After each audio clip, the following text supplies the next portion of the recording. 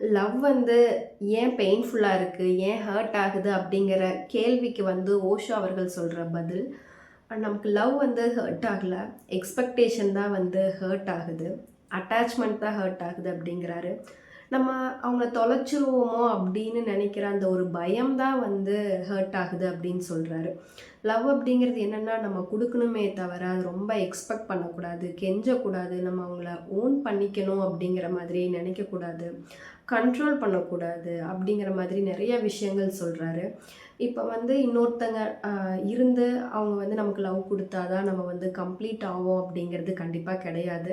நம்ம ஆல்ரெடி கம்ப்ளீட்டான ஒரு பெர்சன் தான் அப்படிங்கிறதுமே சொல்றாரு. அதாவது அந்த லவ் தான் நம்மள வந்து ஹாப்பினஸ் குடுக்கும் அப்படிங்கிறது இல்ல. நம்ம தனியா இருக்கும்போதே நம்ம ஹாப்பியா இல்ல அப்படின்னா, கண்டிப்பா நம்மளுமே இன்னொருத்தங்களுக்கு லவ் குடுக்க முடியாது. அவங்க குடுக்குற லவ்வையுமே நம்ம வந்து அக்செப்ட் பண்ணிக்க முடியாது அப்படிங்கிற மாதிரியுமே வந்து நெறைய விஷயங்கள் சொல்றாரு.